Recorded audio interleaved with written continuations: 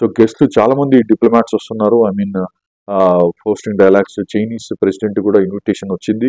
కాకపోతే తను రావట్లేదు. ఐ మీన్ ఆబ్వియస్ గా డొనాల్డ్ ట్రంప్ వస్తున్నారంటే ఈ టారిఫ్స్ వల్ల చైనాకి యుఎస్ కి పెద్ద నెగోషియేషన్స్ అంటే బేసిక్ గా ఒక గుడ్ అట్మాస్ఫియర్ లేదని ప్రపంచం అంతా కూడా అనుకుంటా ఉంది. రెండు పెద్ద దేశాలు ఈ టారిఫ్స్ గొడవలు జరగచ్చు అంటే గొడవలు అంటే డిప్లొమాటిక్స్ ఉన్నాయని.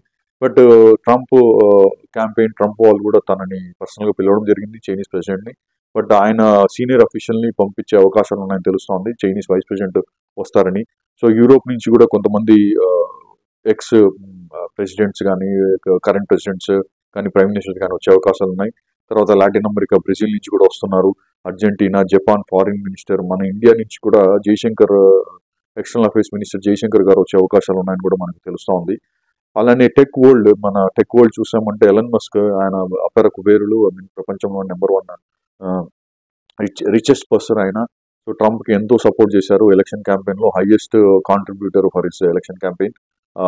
బేసిక్ గా ఆయన ఎలన్ మస్క్ వస్తున్నారు. జెఫ్ బీజోస్ మనకు అందరు తెలిసింది అమెజాన్ నుంచి. ఆయన కూడా ఒకప్పుడు one of the richest person, ఇప్పుడు టాప్ 3 లో ఉన్నట్టున్నారు.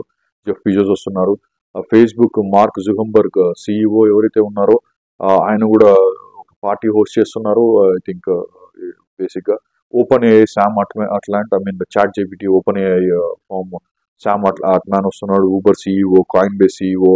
తర్వాత డెమోక్రటిక్ పార్టీ నుంచి Joe Biden, Kamala Harris, Barack Obama, Bill Clinton, Republican party నుంచి George W Bush, singer Carrie Underwood, ఇంకా ఇలా చెప్పుకుంటూ పోతే ఎంతో మంది తన స్వేరింగ్ ఇన్ సెరమనీకి వస్తున్నారు. ఇప్పుడు